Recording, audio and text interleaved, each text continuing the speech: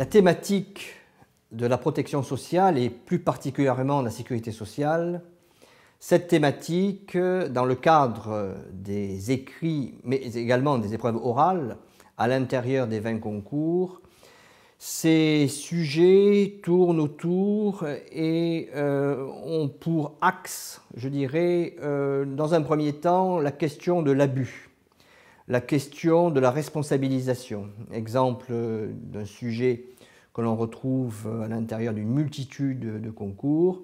Commenter et expliquer la phrase « La sécurité sociale, c'est bien, en abuser, ça craint ». Sujet donc typique, très classique.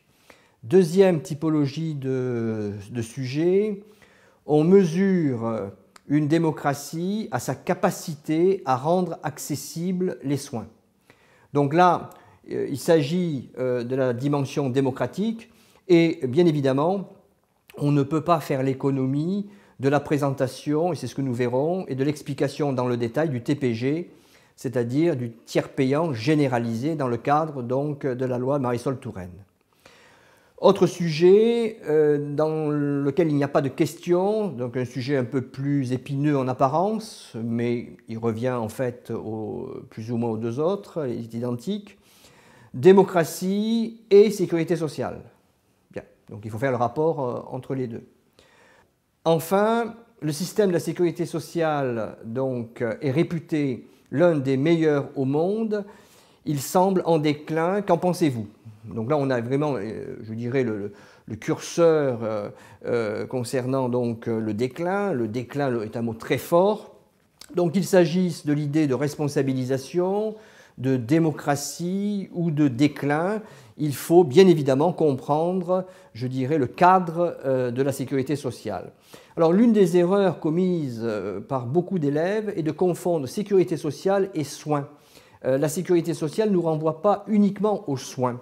La sécurité sociale a été créée donc, dans les années 1945, juste après la Seconde Guerre mondiale. Il s'agissait de s'occuper des personnes, n'est-ce pas, précaires, les soldats de retour donc, de la guerre. Et la sécurité sociale s'est donc organisée année après année. Et aujourd'hui, elle est composée de 4 branches. La branche des retraites, des soins, de la famille et de l'emploi. La sécurité sociale, comme son nom l'indique, à l'intérieur, il y a le mot sécurité. Qu'est-ce que cela signifie? Cela signifie que ce principe est un principe de solidarité, un principe, eh bien, tout simplement, nous permettant de nous prémunir face aux accidents de la vie.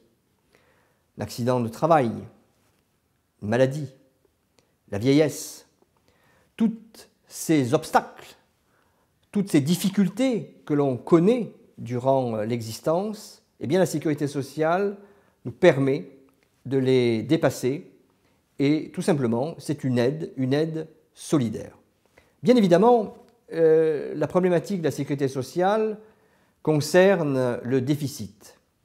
Nous avons en effet la problématique du déficit qui n'est pas tout à fait le même selon les branches. La branche maladie est la branche qui est le plus en déficit au jour d'aujourd'hui. Le déficit se comprend à partir de l'équation recettes-dépenses. C'est un peu comme, je dirais, votre compte en banque. Vous avez des rentrées d'argent et des sorties d'argent. Eh bien, au niveau de la sécurité sociale, il en est de même. Et c'est donc la raison pour laquelle il vous faudra comprendre tout simplement eh bien, la loi de ce qu'on appelle LFSS, loi de finances de la sécurité sociale, initialisée donc dans les années 1996. La loi concernant donc la sécurité sociale, la loi de finances, est à mettre en parallèle avec l'ONDAM, qui est l'objectif national de dépenses d'assurance maladie. L'ONDAM est fixé chaque année par le gouvernement à l'intérieur donc de la loi de finances et permet tout simplement de réguler les dépenses. C'est un outil qui évidemment est d'une importance extrême puisqu'il permet à la fois de donner une certaine lisibilité, une certaine clarté et de fixer des curseurs. Qu'il s'agisse de l'ONDAM ou de la loi de finances, dans tous les cas, il s'agit de maîtriser les dépenses. Ces dépenses, comment l'État envisage-t-il de les maîtriser? Il y a plusieurs outils. L'outil numéro 1 qu'il faut maîtriser et comprendre, c'est tout simplement les médicaments génériques. Les médicaments génériques, l'objectif de ces médicaments est justement de réduire les coûts, les dépenses liées à l'achat et à la consommation des médicaments à l'intérieur des ordonnances. Premier point. Deuxième point, l'ambulatoire. L'ambulatoire, et je parlerai ici du virage ambulatoire. Au jour d'aujourd'hui, beaucoup de personnes hospitalisées sortent le jour même, alors qu'il y a 10-15 ans, elles étaient hospitalisées 1, 2, voire 3 jours. L'ambulatoire permet tout simplement de réduire les coûts de séjour à l'hôpital. Le thème tendance par excellence, bien évidemment, il s'agit d'Internet. Les sujets concernant Internet au sens large sont les suivants. Aujourd'hui, à l'ère d'Internet, le livre n'est plus à la page commenté. Deuxième sujet, l'économie du partage, avantages et opportunités. Ces sujets concernent, je dirais, l'écran en général, c'est-à-dire le petit écran, la tablette, l'ordinateur. Il y a ici la problématique de l'addiction, c'est-à-dire l'impératif de posséder tel ou tel objet, mais de ne pas être possédé par l'objet. Donc posséder sans être possédé, et il y a toujours cette idée qu'il faut trouver un juste milieu sans pour autant choisir de vivre dans le passé. Donc ça c'est le premier axe.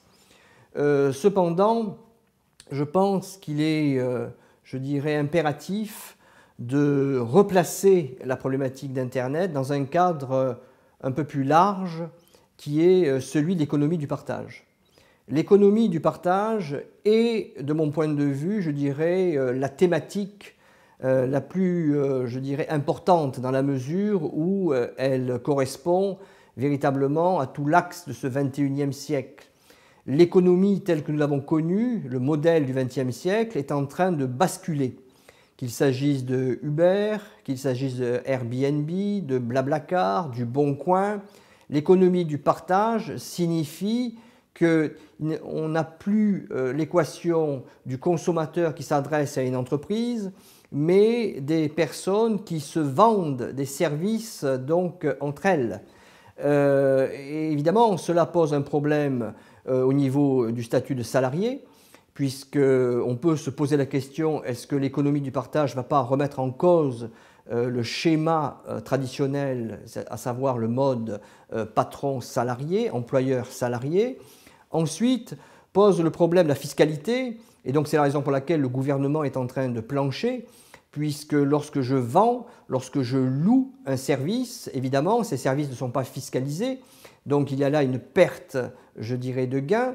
Au jour d'aujourd'hui, un site comme Airbnb devient un des premiers sites de réservation, donc cela crée évidemment un déséquilibre vis-à-vis de l'industrie hôtelière.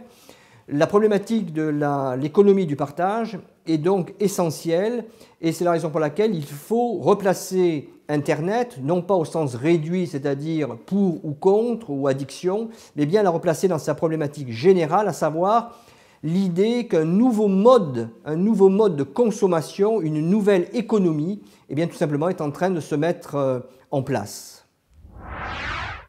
La loi de 1905 est très claire. Elle sépare l'Église de l'État et indique tout simplement qu'il est interdit de retrouver des signes religieux à l'intérieur donc des locaux, qu'il s'agisse d'une mairie, d'une école ou d'une préfecture. Donc les services publics sont indépendants de la religion, qu'il s'agisse de la religion judéo-chrétienne, de la religion musulmane, quelque religion que ce soit. Donc, cette séparation de l'Église et de l'État nous conduit aujourd'hui à considérer certaines décisions à l'intérieur de tribunaux administratifs, qu'il s'agisse de l'affaire de Melun, de la ville de Melun, ou Montpellier ou Béziers, et je veux bien évidemment parler de la présence de la crèche de Noël dans le hall de ces mairies.